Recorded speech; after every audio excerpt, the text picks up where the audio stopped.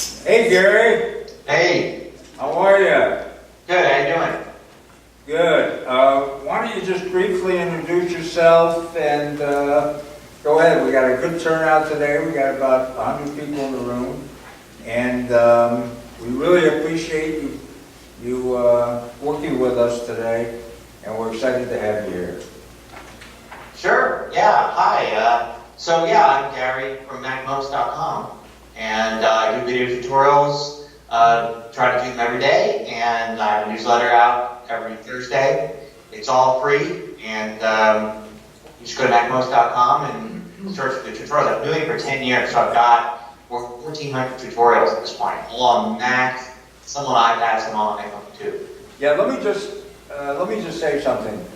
I send out quite a few of his we have a discussion group, and we communicate through our discussion group to our group, and I send those out to them. And so most of our people in the room should have seen those, but you can also go to the site that he's talking about and do a search, and there's a search, you get 1,400 of them to go through. We do have one question. Should we take questions as we go along, Jim? Gary. Yeah, any way you want to do it. Yeah, my name is Jim. It's not really a question. I just want to commend you because George has started sending out these MacMost links recently, probably for the past month and a half. No, for the last 6 years. 6 years. Well, I just clicked on them in the past 6 weeks, okay? But I find that they're very, very pristine, very straight and to the point, not bloated at all. And I want to tell you, when I have a specific problem that I want to solve, that's the place to go. Thanks. That's it. He'll send you a check. Oh, okay. I have a question. Okay, we got one other question. Go ahead. Sure.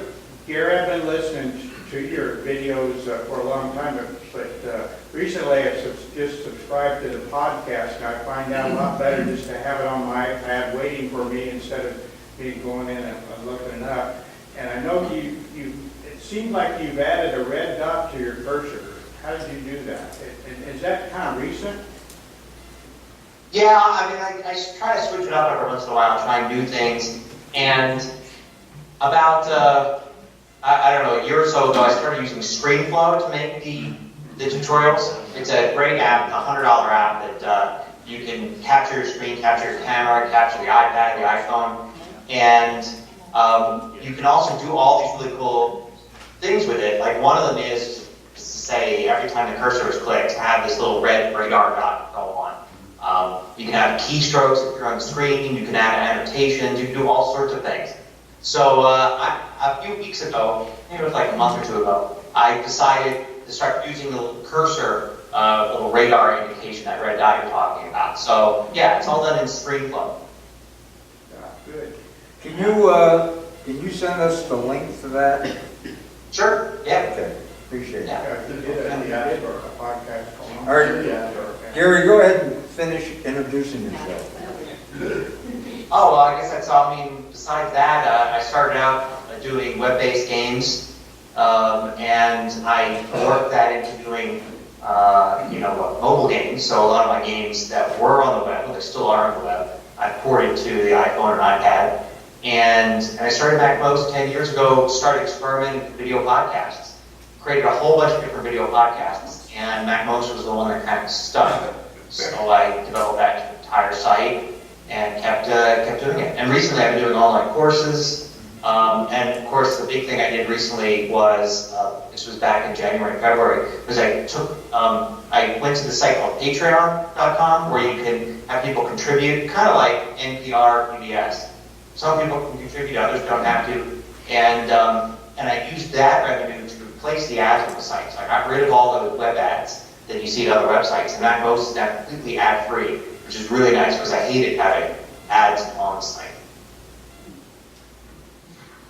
Okay, you set for questions? Yes, I Hold on a second. You ready for questions? Yeah, oh yeah, Okay. let's go for it. Gary, how do you do your research for your videos? Do you have access to information from Apple that normal people don't get, or you just do it by experimentation or talking with other people? How do you come up with these ideas, and how do you come up with these obscure keystrokes that you seem to find that seem to be almost unpublished? Yeah. Well, okay, so first, no, I have access to no information at all that you guys don't. I mean, Apple doesn't treat journalists or anyone like me any different. So I don't have access to anything. But I do experiment, like you were talking about. I guess I do lots of things. One is I use Macs, of course, all the time. So I'm using them in my web development work, in my app development work, in just entertainment too, playing games, doing things. So I'm using Macs all the time. So every time I run into something that's interesting that I think will make a good video, I make a note. And then I also experiment. I play around. Sometimes I just say, well, no, I got to think of some videos for next week. So let me play around with system preferences or play around with iMovie and see what I can discover. And I also frequent forums like the Apple discussion groups at other websites. And I just see what are people asking about, where do people seem to have problems, or where are people missing, like things that I think they could use. And I just keep a reminder list of all of these ideas. And, just the list gets really long, and I kind of pick off of it the ones that I can make videos out of. Are you a member of Tidbits? Oh, Adam Angst's thing. Yeah, I think I subscribe to that. It's one of the many things I subscribe to and look at, yeah. Okay. Let's keep them coming. Back here. Andy. Okay. Gary, thanks. Andy Drovey from Teach About Tech. I've used your videos and I've recommended them to a number of my students. And I'd like to return to something you mentioned earlier, which is your revenue model. Can you talk to me more about that? Since I'm building out a new site right now, I'm interested in your change in the revenue. Right. So originally MacMost was ad-supported only. So I just had Google AdSense on the site, and that was it. The more traffic I drove to the site, the more money I'd make in ad revenue. Right. But the problem with that was that, I'm kind of at the mercy of Google. If they have a good ad sales month for tech ads, I did good 1 month. If not, I didn't do very well. And a lot of the ads were things I found objectionable, like the very types of software that I would recommend against, antivirus programs, things like that, would then be advertised on my site. But in fact, they'd be advertised more often if I would actually talk about them, because there's that relevancy link. Oh, he mentioned antivirus, so now let's show antivirus software. And I'd be saying, don't buy this antivirus software. So it really got to bother me. And then sometimes it would be straight adware.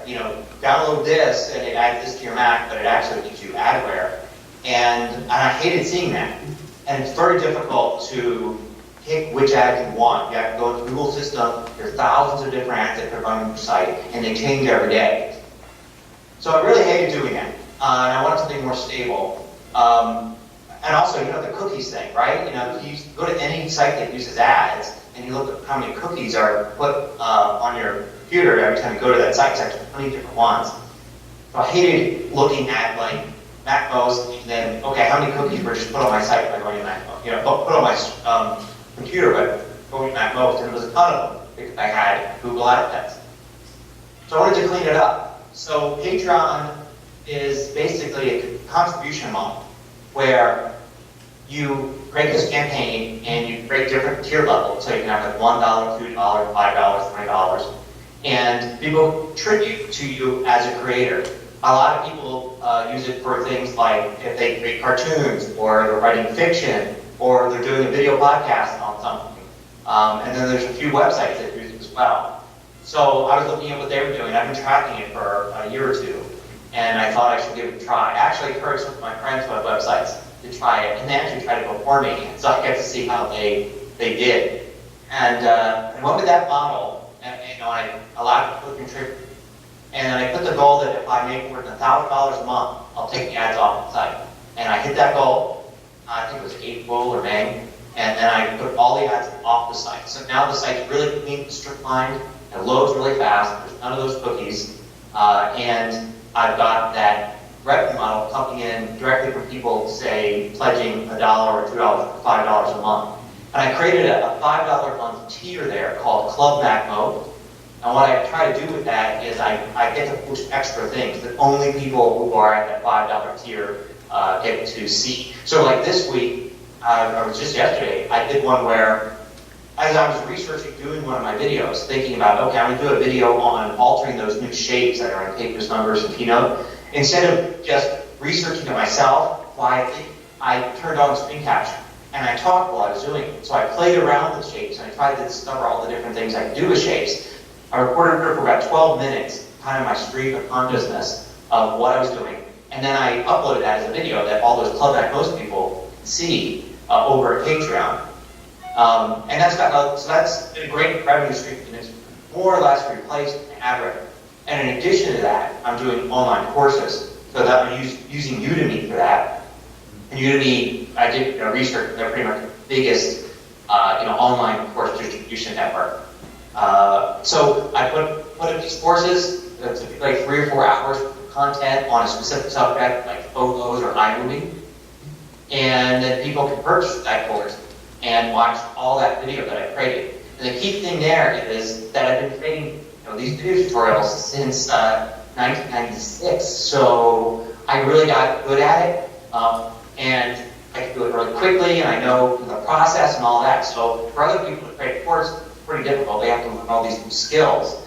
But for me, I was like, well, I'm just, instead of creating a bunch of 5-minute videos, I'm going to create a 4-hour course, but the same process. So I put those courses up there, and they worked out really well too. So I get revenue from that. And the great thing is that I get revenue both from people coming to MacMost, and then me saying, hey, there's a new course, you can go buy it. But I also get revenue from people at Udemy who've never heard of MacMost before. And they're just going to Udemy to learn something. So they take iMovie and Udemy, they find, my iMovie course, and they buy it, and maybe they discover MacMost by buying the course. So those are the 2 ways of making money now. And I know I'm making money using ads at MacMost.com. So that pretty much sums it up. I have a quick One more. follow-up to that. Gary, you said you used Udemy. Have you looked at Teachable, teachable.com? Yeah, that was actually what I looked really closely at. What it came down to was, it's been a while. I mean, it's been more than a year now since I started. I can't remember. I think one of the things was that Udemy had a bigger audience, and I was hoping to get that money from people who didn't know MacMost at all. So I went with Udemy rather than Teachable. But I know I did take it very seriously. I think it was between Udemy and Teachable down there at the finish line making the decision which one I was going to use. Thank you, Gary. Okay, over here. My notebook, solid state, I'm Gil. My notebook, solid state, won't recognize my backup drive. No matter what I did, I went through and had checked my utilities and all that stuff there, switched all the stuff in it, won't recognize it. Says, you want to back it up? I'll just plug it in, plug it here, plug it in, won't work. Does it recognize it? Do you see it just as a normal drive that you can access in the Finder? Does it in utilities, it won't do it to backup. So you can, I wonder if it's not formatted Mac OS Extended. Time Machine requires a drive to be formatted Mac OS Extended for it to work. If you format it like, FAT32 or exFAT, so it's compatible with Windows, then the Time Machine can't use it. That could be the issue, it's just a guess. It did work. All of a sudden it just stopped. Oh, so it did. I don't know. It's really hard to diagnose that. You could always just try reformatting the drive from scratch and starting a new Time Machine backup and see if that works. All right. Gary? We lost him. You disappearing. Yeah, he might, for some reason we have a problem sometimes. Go ahead. Yeah, Gary, this is John, and I still occasionally print photos of my pictures I've taken, and something must have happened to the software that Apple keeps improving or whatever, because it used to be when I click print, It would show me a format, whether I want it on glossy paper or whatever, and whether I want to print it out of the photo tray or not. Well, I don't have that choice now, and it keeps printing on a whole big page. I don't know what to do. Is it maybe the printer software? I haven't changed printer. Would you Yeah, go- so- go ahead. Sorry. You have two options. Let me see if I can actually share my screen here. See.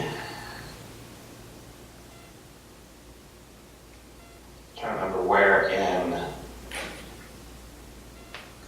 share screen. There we go. Oh, all right. So here in photos here, like when you go to print, you see all these options over here for like, you know, how to different ways to print. That's what I don't see. Don't see. No, I used to see. Yeah, because you go to, let's see, go to file print with photo selected. There's no option to kind of shrink that. I don't know. I mean, you should see these. What would be different is after you go and select something, going to print, it comes up here with the standard print That's title. exactly what I used to see. This right here. Yes. So it may be that your printer drivers, you know, something's wrong with your printer drivers for that printer. Because when you hit that, this should be the same for everybody. But when you hit print, this will vary depending upon which printer you've got and the drivers you have installed for it. So like what I'm going to see here, in terms of these options and everything, is all determined by the printer drivers for my LaserJet 100. You're going to see something different for your printer. And if you don't have the printer driver installed, then you're going to see something very generic without very many options. Right, that's what it is. So since, maybe since it went into Yosemite, I didn't upgrade the printer driver. Yeah, what brand of printer is it? It's an HP 6520. Okay. Did you try searching at the HP website for latest software for No, I MacFriends? haven't. I will Do that, do that. Yeah, definitely do that. That might help. Thank you. And the other alternative is go over to Costco, buy one of their printers, bring it home, see if it works the way you want it to work, and either keep it or take it back. And then you can find out whether, you know, what the issue is. Yeah. But then you got change ink, and that's more expensive. Well, it comes with it. And if it doesn't, you can take it back. But this way you can find out if it's, Now, my neighbor does that at Home Depot with tools. He uses them and takes them back. Okay, next question. Don? Hi, Don Peacock. I have Sierra .5. Somehow I've lost on scanning, I've lost the ability to select the entire, you know, you used to get a box that said select individual things, select the whole thing. It does not display anything when I initiate the scan. It's just a gray screen or whatever color, brown. But if I press scan, it scans the document, but only the whole thing. And I thought it was an issue with my brother printer, but it is, both printers are the same. I have two on my network, so it's not the printer, and I did a safe mode start, and is it possible to delete and reinstall preview? Probably not, huh? Well, so you're using Preview to scan? Yeah. I would try using Image Capture, the Image Capture app, Okay. to scan and see if you get the functions there. I did not do that. I'll try it. Thank you. Sure. Question? Jim? Is image capture an app you download, or is that part of Mac? Part of Mac. Yeah, it's there by default. And I believe the part of Image Capture that's being used for scanning, that the Preview is actually accessing that. So you get the full, you know, a full featured scanning set of options in image capture, and I think it's a subset of that when you try to do it through preview.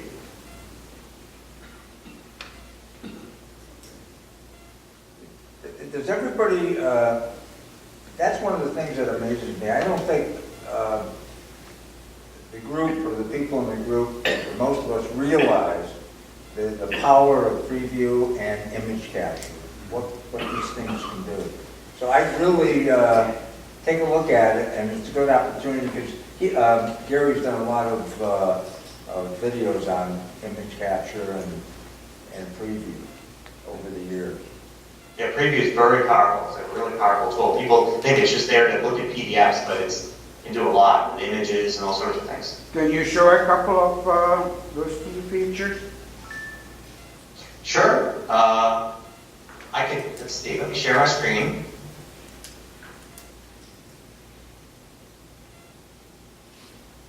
Okay. And run preview here. And I'll just open up a sample photo. Something on. Okay. So this is like editing an image. Was this from your trip? This was from a trip a long time ago. I think this is a pub in Penzance, Cornwall, England. So how many beers have you had by then? this is the only one. I'm just having lunch. So you've got this toolbox up here, and you can turn that on. You get all these tools here for doing different things for the images. So, for instance, you can select. So if I wanted to crop this, one way I can do it is make a selection here. Once I've selected that tool, and then I can crop like that.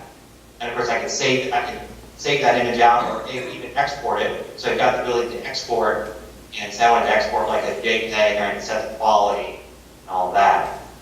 You could also do some other things like I can do a lasso selection, which means that I could, draw a selection around like that, and then I could copy and create a new document with just that. You can see it cut out.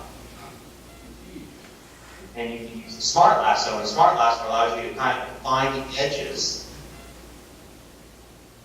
of your subject, and then you can cut that out.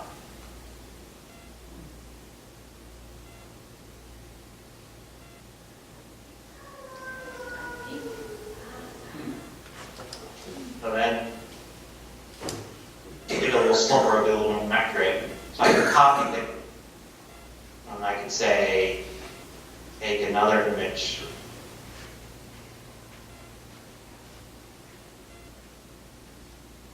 And I can paste myself into it. Over that. Then you've got tools in here for, you could try for, this was like a blue sky behind me. I can use this tool here to kind of select the entire blue sky. I can create shapes, arrows, and lines. You can set colors for those, all sorts of things. A lot of annotation tools. And you can export these all out. It's like finished images. There's a lot of things people are saying, do I need to Photoshop to do this? You could do it here inside of Preview with these tools. So let me just undo here. And that's in there. And then you could also there's other things like you can adjust the color for an image. A lot of these tools use photo editing apps. You can adjust the exposure and the contrast, the saturation, like that. And you can adjust the size of the image, scale it down. Something smaller, say post on a website or something like that. You can adjust to 400 pixels across, make it smaller. So there's tons of different things that you can do. You can rotate it, flip it, that kind of thing. And this all can be just export back out to save this as a new image. So it just gives you a sample of what you can do in Preview.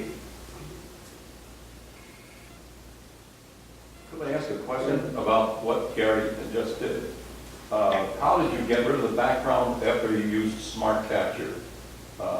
I've tried to do that so I could print a face like yours at another place, and I have not been able to do that. Right, so after selecting something, I'll just select my head here, quick. Right. So what I did was I copied it, Command C, and then I created file new from clipboard. And then it just put it into a blank document here with just what was copied. Okay. And if I actually would open another image, let's look at this one again, since I copied to the clipboard. Okay. Let's see, I'll do this one. Then I can paste Good. in that. Gary, do you have, Thank you. have you done a tutorial over the years on that you could search in MacMos? Yeah, I think I've done a few. Okay. Let's see.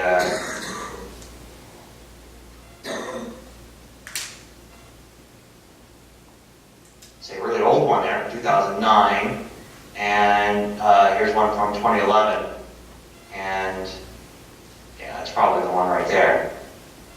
Yeah, I remember doing that one. I put myself in this image here at the baseball game, and the photo is actually from somewhere else. Yeah. Gary, you used to use the website MacMostNow.com, and you dropped the now. Is there a story behind that? Yeah, let me get back on screen here. Oh, I'm sorry, I'm not in Skype, that's why. Share.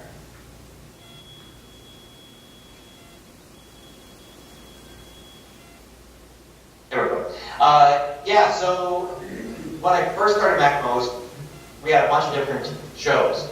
One of them was just called MacMost, and it was a 22-minute weekly show that had a host, somebody that wasn't me, but I wrote it.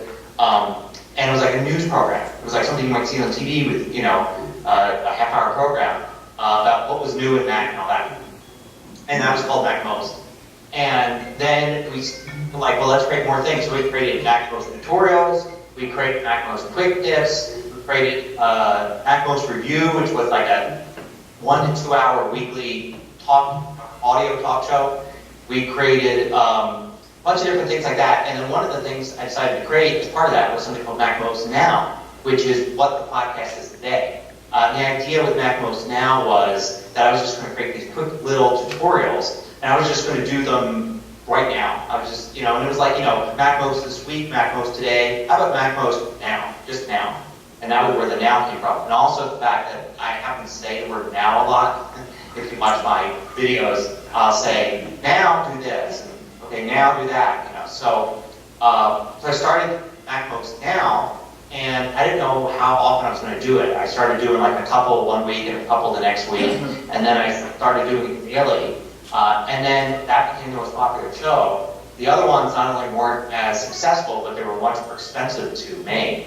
So I kind of let those go away. MacMost Now became the primary podcast, and I kept that name for a long time. And I still kind of use that name in places. You'll see there's a few different places on the site and stuff where we refer to the tutorials as MacMost Now. But I kind of, appreciated that name because there's only one podcast. There's only one thing. It's just MacMost, so I just call it that. Jim? Gary, going back to preview, I have a different but related question. I frequently tutor some students at a long distance online, and I have to scan tests that I email to them, okay? And typically these tests are 6 to 7 pages long, and when I scan them in black and white, and I use a setting of 200 dpi, okay? When I get the totality of the scanning done, it's typically a file that is 4 to 5, sometimes a little greater than 5 megabytes. When I then send this off to their online teacher to grade, I frequently get them back as a much smaller file on the order of kilobytes. Yeah. So my question to you is, what magic is happening between when I send it out and when I get it back that makes it so much of a smaller file? I'm not sure what part of the process is doing that, but you certainly can make it much smaller to begin with. I would experiment with less DPI, maybe something like 72 or 144 DPI. Also, there's grayscale, there's black and white. I would experiment between the two of those and see what you come up with. And then when you save preview, there's some compression options that you can play with those. So maybe take some time, try all sorts of different options, and create all these different files and then kind of compare them and see which ones come up smaller. I'm guessing, are you emailing them those? Yes. Yes. I'm wondering if the compression is happening as part of the email process. You know how when you send an image, it compresses the image. You get the option to send the original or a large, medium, or small version of it. Uh-huh. And I'm wondering if it's either happening on your end as you send it, or perhaps maybe on their end as they save it out and then send it to you. The other way to go for sure would be to find one of the students and ask them to tell you the size of the file that they get, and then ask them to tell you the size of the file that we're going to send you after they've done the test, and then see which step is the one that actually compressed it. It could be email on either direction.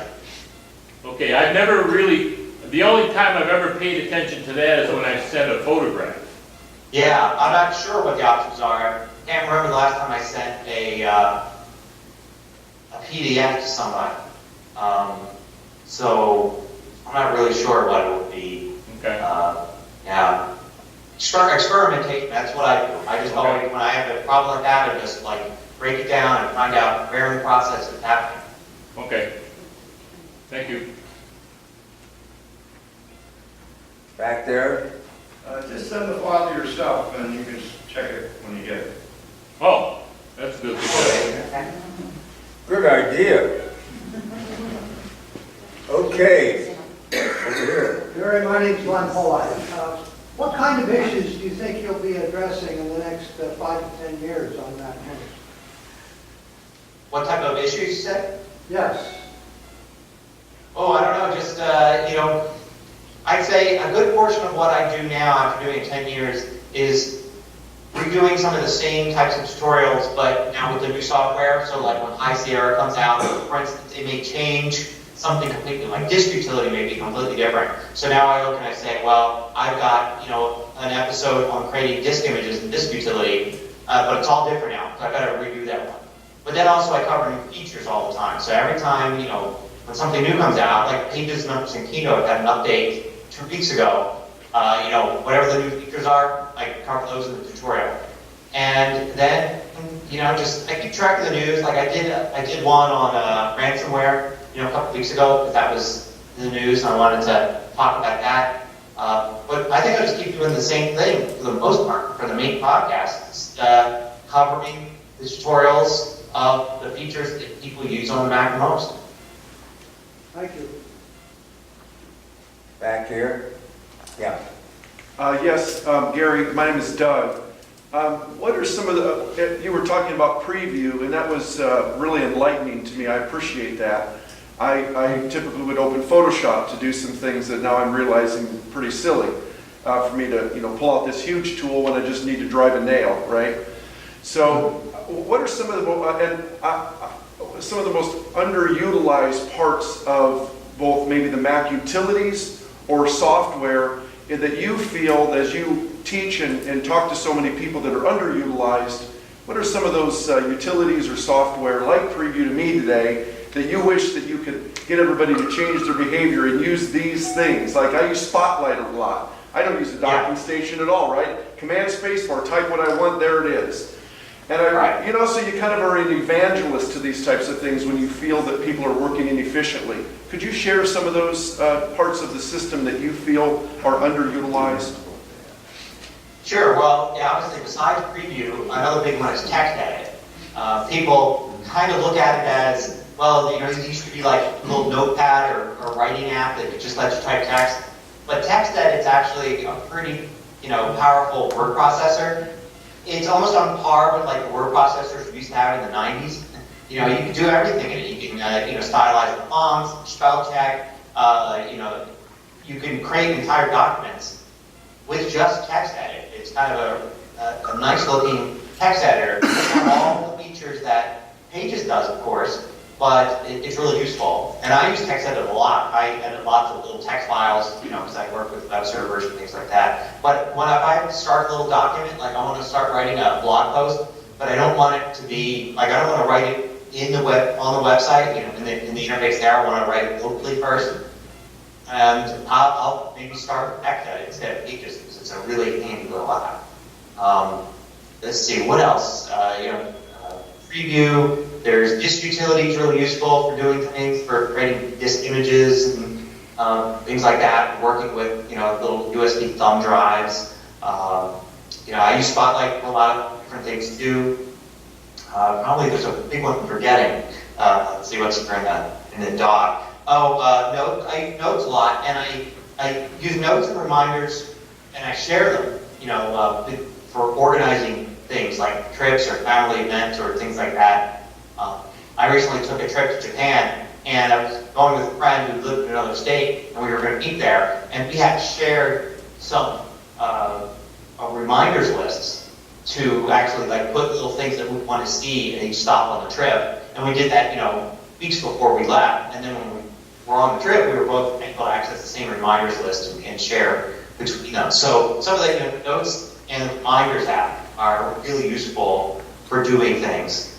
The Photos app, I use that a lot, and I store all my photos and everything there. I have a pretty large photo collection. And then Siri for doing things. I just do. It's hard to get used to using Siri on the Mac, but once you do, it's kind of useful to actually just find this information or search your computer for something like that. But yeah, I guess that's all I can think of right now. There's probably some major app that I'm forgetting that I use all the time. That's okay. Thank you, Gary. Yeah. We had another question? Yes, Bob? Bob Kennedy just signed up. I have a home networking question. Yeah. I bought a Drobo, the network access NAS type, Yeah. and I cannot recognize it on all my devices. I cannot recognize it on a new iMac, and I cannot recognize it from iPad. How can I recognize it? I want to use it as a backup with data accessible on it from every one of my devices. Right. Well, I'm not too familiar with Drobo. I used one once when it first came out, but I know they've got their own custom software. So make sure you've got that installed on your Macs. It might be the differences between the dashboard having it installed or not. What was that? The dashboard controls it, and I downloaded that. Download that. I don't know. I mean, Drobos are kind of tricky, and as I've used one, I really don't know, what kind of tricks you can use to get it to be recognized. There's always a possibility, you could be on slightly different networks. Like for instance, here in my house, I've got my home network, my regular network that I use for all my machines, but I also have a guest network, and I also have this network that's direct from my ISP. So they have their box with their Wi-Fi, and then I've got my Airport Stream with its Wi-Fi. And every once in a while I'll have a device like an iPad or an iPhone or some old laptop that can't access anything else, and it's access one of those other Wi-Fi networks. They're on different networks. Stuff like that you have to look out for. Just as a kind of reality check, just check to make sure you're on the same network and all those. But other than that, you may need to talk to Drobo support. I'm wondering if it's hard to use Time Machine Drobos though, because Time Machine's supposed to be formatted macOS extended, and I don't know if Drobo's formatted like that. I don't know if it's its own kind of thing or not. Super Duper did not recognize it either. But, so it's not just time machine, yeah. I don't know, you probably have to contact Robo support and find out, they should be able to help you. The other good question is how to succeed. What's that? Get support. Bob, are you working with Dennis at all with that? I asked him, but I did not get his answer yet. Oh, okay. Was he, Mitch? Did I see Mitch here? Yeah, Mitch, you're in the drill boat, right? yeah, I don't have any problem with Robo. And all your machines recognize it? Well, I only have one machine that's on it, but the only problem I have with Robo is when you do a bootable backup and want to restore from that bootable backup, the machine does not want to restore from that backup. So what you really need to do is copy that backup to another drive and then do it from there. That's sort of sloppy, and then Drobo, I don't know that Drobo has addressed that. The bootable backup is there, but it just it doesn't come up as a restore option when you do it. Okay, any other questions? Sure. Yes. I got a question on setting up the mail rules on the computer. Okay, we have set up a couple of them, and they don't seem to work seamlessly. Like, if I don't have the computer on, and I did figure out that if the computer's not on, when all the emails coming in won't separate. But why don't they separate once I turn the computer on? They'll stay locked in the master email account, and they won't. If I'm working on the computer and it's overnight and that, then they have transfer. I mean, they come in apparently to the master and send them where they according to the rules. But if I don't have it on at the time that they're coming in, they stick in. They don't automatically separate.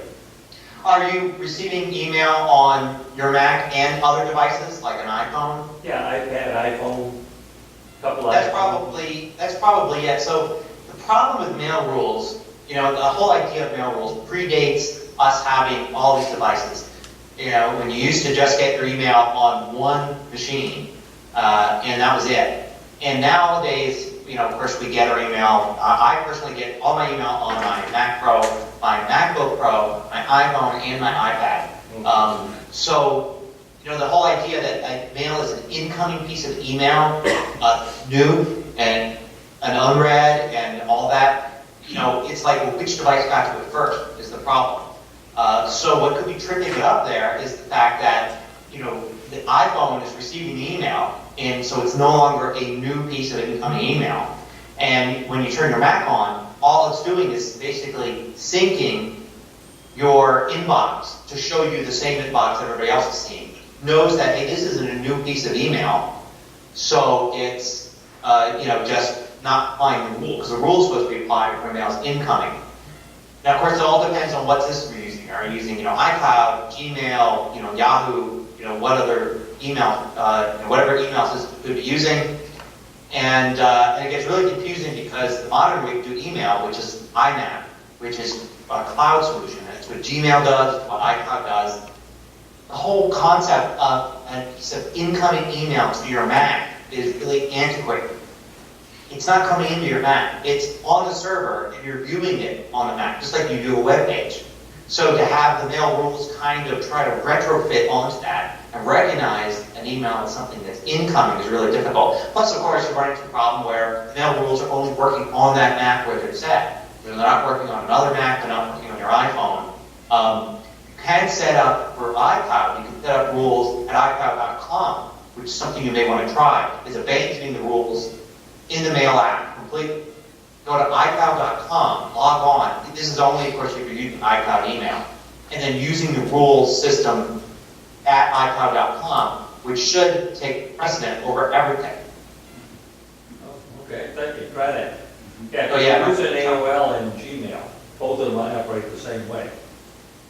Sure. Yeah, well, so Gmail has its whole own set of rules. You can create all sorts of things. They're called filters. So for the Gmail account, you may want to look and log into the web interface and learning all the different things you can do with filters. It's very powerful. It's been around for a long time. For the AOL account, you're out of luck.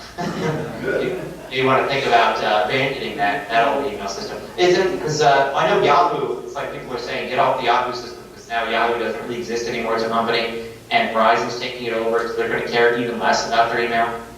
So, something to think about. Made it change it. I set my filters up at the source, so I set mine up at Gmail, I set them up at Yahoo, and I don't have any problem with this, what you're talking about. It goes right to the right file, but I set them up at the source. But my...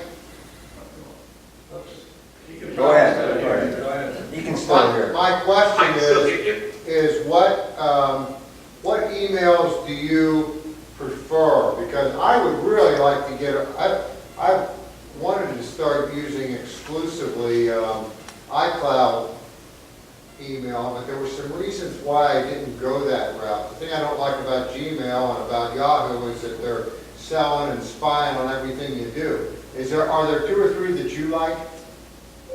Yeah, the two that I like, and I dislike pretty much all the rest, are Gmail and iCloud. So they're both really robust and they work really well. And the thing that Gmail does really well is spam filtering, because Gmail is this huge system, and what they do is, you know, a piece of spam goes out, and it goes out to, say, 1 million email accounts. And the first maybe 100 people that see that will hit the spam button. And that happens in the first few seconds of that email going out. Then you come by a minute later, and you were sent that same piece of spam, but because 100 people marked it as spam, you never even see it. Google pulled the email from everybody's account, and now you never see it. So I think Gmail gets far less spam than any other email system. iCloud does pretty well too, and I think Apple's doing something similar. They're a little more secretive about exactly what they do to filter spam. And I think that's a good thing, because you don't want to give away to the spammers, like, you know, what they're doing to stop them, because then they try to get around it. Now, the Gmail is very robust, and I like using it, and it's free, and it's easy to set up, and not tied to, you know, just being an Apple thing. So it's really good. It does have that problem where, you know, you're getting advertisements, but you're only getting advertisements on the web version. And I'm not really worried about the privacy thing, because since Google's such a big company, they need to be very upfront about all their, you know, what they're doing with all our data. So it's basically anonymous data. So I don't really feel like they're spying on me, collecting information about me as an individual. They're just, you know, getting the idea that these are the type of things I might be interested in and showing me ads for those. So I don't worry about it too much. I hardly ever use the web interface with Gmail. iCloud, of course, is the opposite. Apple's been very committed to privacy and has been trying to outdo everybody in terms of privacy. You know, you've seen their fights with, you know, say the FBI and everything about unlocking iPhones and such. So, and they don't have any advertising systems, so they're not beholden to like making money advertising. So they don't care what's in your email because they're not trying to advertise anything to you. So if somebody came to me and they said, yeah, I'm on all Macs and I use iPhone and all that, what email should I get? I'd say, just use your iCloud email address that's, you know, associated with your Apple ID. If they're not, if they use some other devices and they, or for some reason they don't use Apple system, then Gmail's the way to go. My question, my name is Natalie. My question has to do with keeping, recording history, documenting history, and in what format would be the best format to put it in for retention for the future, because I look at all the changes that have occurred and I've had all these issues with is producing it in a format that other people can read it in either different televisions or their Macs or their PCs, but preferably on television sets, because then they can see the larger screen. And my question is, what do you see is acceptable today, that is a good idea to use today, and what do you see in the future? Because I look at it as someday they're all going to be digging into this space that we live on and finding these little pieces of metal and thinking, what in the world is this civilization tried to do when you really tried to pass on information? I know that sounds a little weird and far out, but I think we work so hard in trying to retain information, to pass it on, and that's what I'm trying to do for the future, for my family. But I'm thinking, I'm running into all these other problems with it. So as far as like what formats to use, it's always been a idea to use standard formats that have been well adopted.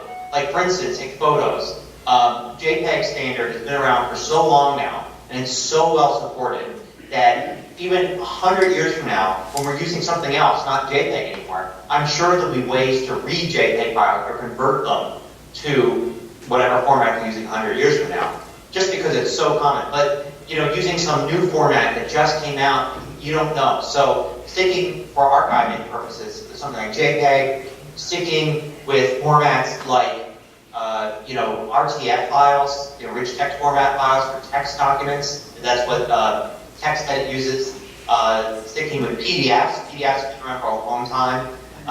Saving out copies of documents to PDF. You know that even if it changes, there's still going to be backwards compatibility for a long time.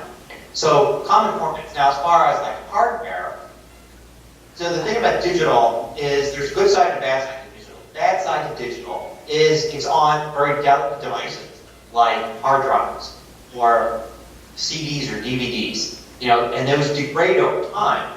For instance, a CD that you might have made in the 90s may not even be readable anymore. It may have deteriorated enough that it can't even be read.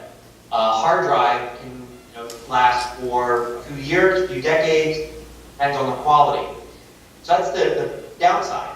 The great thing about digital, which makes it a great thing for archiving, is digital is lossless when you copy it. So for instance, go back before digital and you have audio tapes. So say you recorded somebody talking about their life on an audio tape, and that audio tape is getting old and maybe on a format that's no longer used, like reel-to-reel. And you decide, well, in order to keep this around, I need to put this on a cassette. So you transfer it from the audio, from the reel-to-reel to a cassette. Well, when you do that with analog formats, you're losing something. The cassette version is not as good as the reel-to-reel version. When you transfer it, you're losing a piece of the quality of it.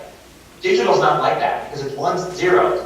When you take an old CD and you transfer it to, say, a new hard drive with a cloud storage, you're getting exactly the same thing. Every bit, every 130 is copied exactly.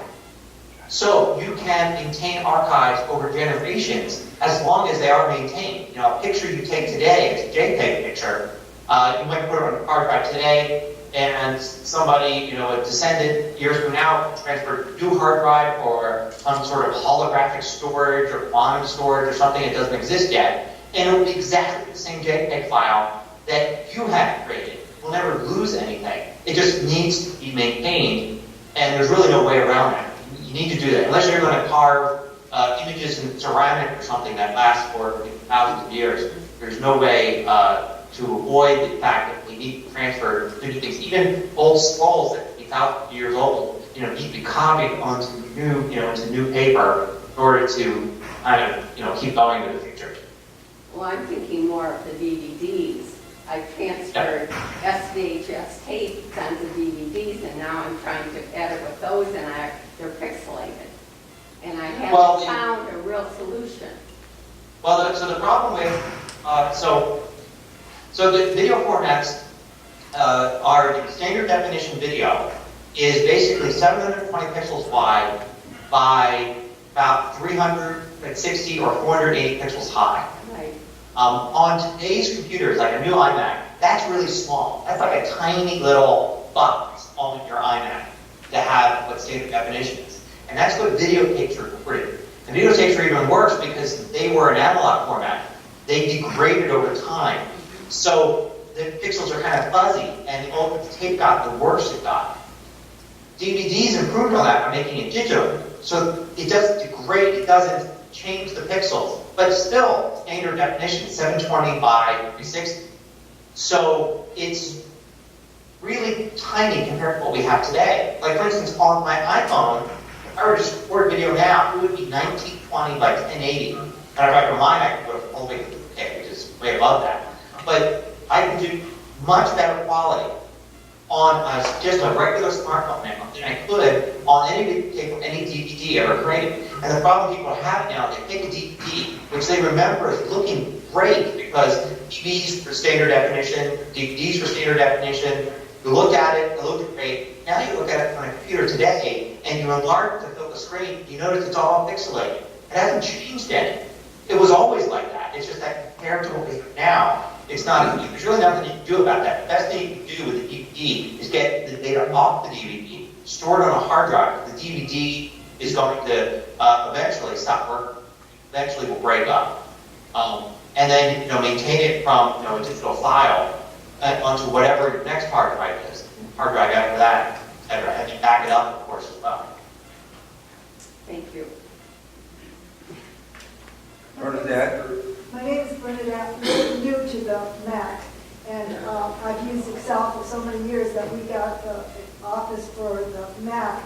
There's been a lot of updates lately on Excel. Am I still safe being on the Mac with Excel Office for the Mac? There's no way of me getting any viruses or anything from it? Right. The Excel and Word and all the Office apps for the Mac, they're true Mac apps. They're completely different than the Windows apps.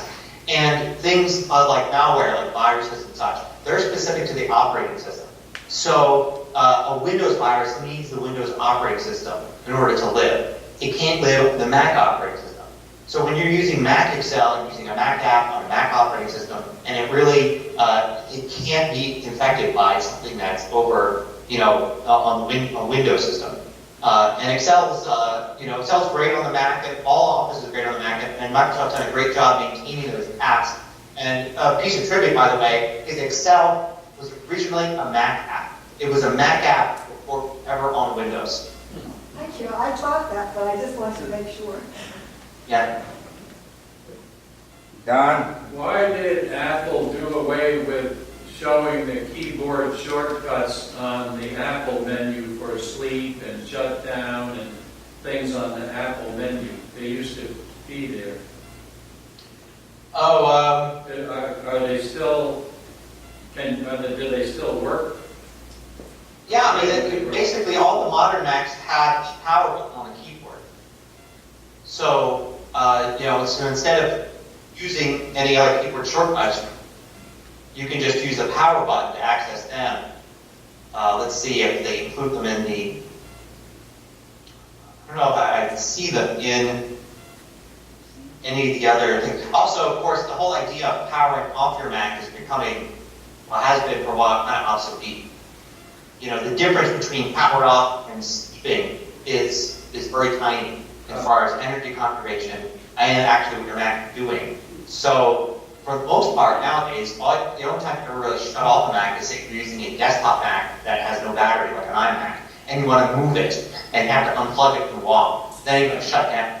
But otherwise, just let your Mac sleep. For a MacBook, I would never shut a MacBook down. I don't think I've ever shut my MacBook down since I bought it. For that, I don't think I've ever shut it down since I bought it. Maybe restarted a few times for some tricky software installs, but never shut down.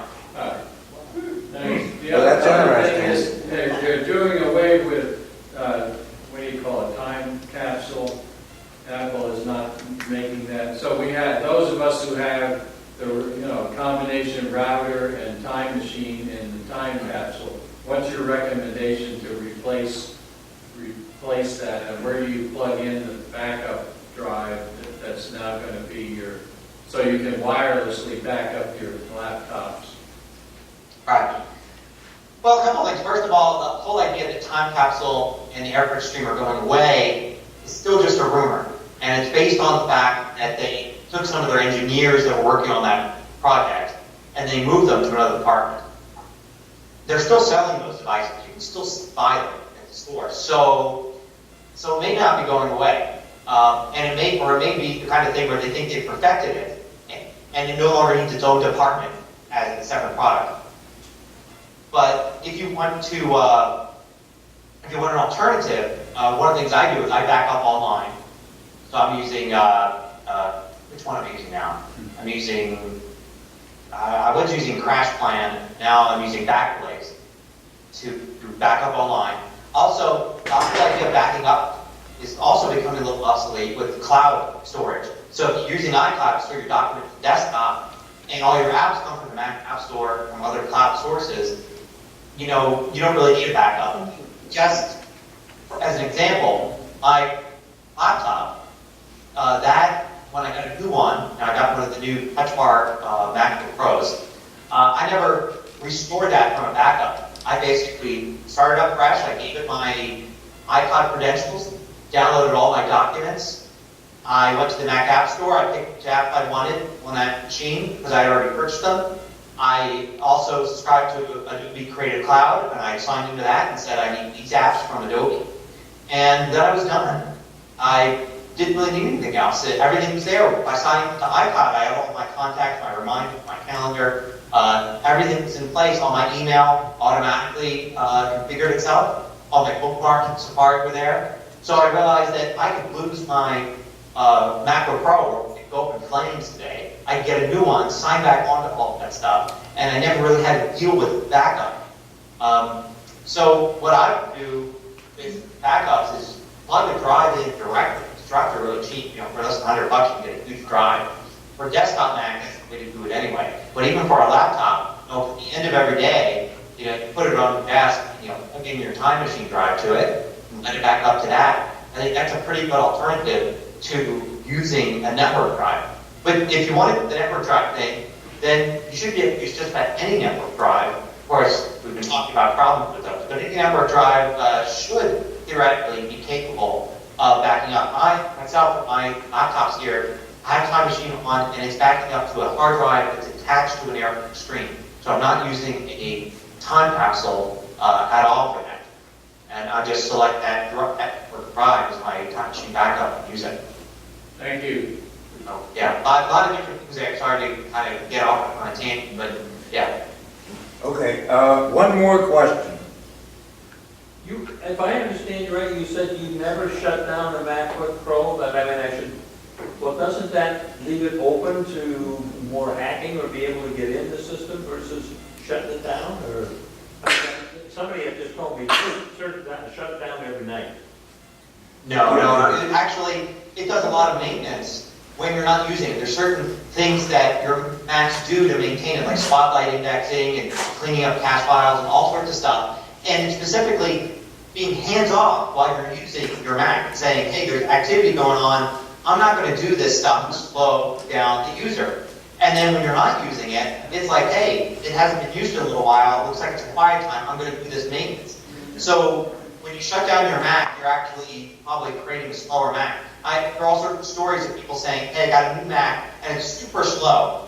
And it seems to be doing the spotlight indexing. And it's been days, or even weeks. Why is it still doing spotlight indexing? And after some questioning, I find out they use their Mac, and as soon as they're done, they shut it down. And then they start it up and use it again and shut it down when they're done. It would never get the chance to do the indexing, to not be left to just take care of its maintenance stuff. It's not leaving it open to anything because the whole idea of being attacked while your machine is sitting there or while you're using it, that's the problem with that with older computers is that it would leave all these ports open. Basically, software would sit there and say, I'm going to list for things all these different ports, particularly the operating system. Mac OS doesn't do that. Mac OS kind of puts each app into its own little section, and the operating system only listens for valid things to come through. There aren't really any attack vectors there. Of course, if you use like a password like 123 or a password, and your username is really obvious, and somebody knew your IP address, they could log into your Mac. But with a strong password, they wouldn't be able to do that. It wouldn't enchant. So there's no danger to doing that. I've never touched any of my Macs at any time, and I haven't for a long, long time now. Well, thank you. Gary, thank you.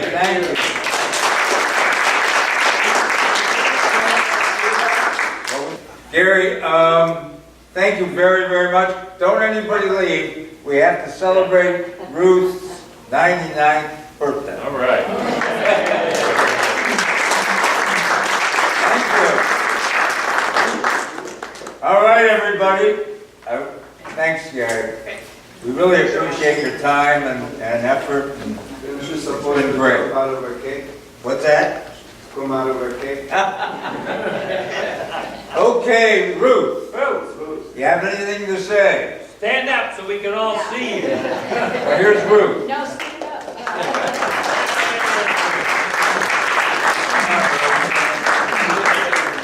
You see, Ruth? I remember when the library got their first Macintosh computer in Wow. 1984, and they let people come in and use it. You had to bring your floppy, there was no hard drive, and they were very generous. And then we all who were computer people sort of got together and formed MUG. Many, many years ago. Yeah, Ruth, Gary, Ruth's been with the group for how many years? Well, we had 19, I don't know. Okay. She doesn't A long remember. time. Stock was $2 a share then. Oh, that. Actually, Ruth is a very large shareholder of Apple, and she owns them all, what, $2 a share? I actually asked my wife if I could leave her and maybe marry Ruth. You know that Gary's still on there. What's that? You know Gary's still on there. Yeah. Oh. Yeah. Let's just, we're gonna do it anyway, Ruth. Okay. Yes. Okay. Happy birthday to you. Happy birthday to you. Happy birthday, dear Ruth. Happy birthday to you.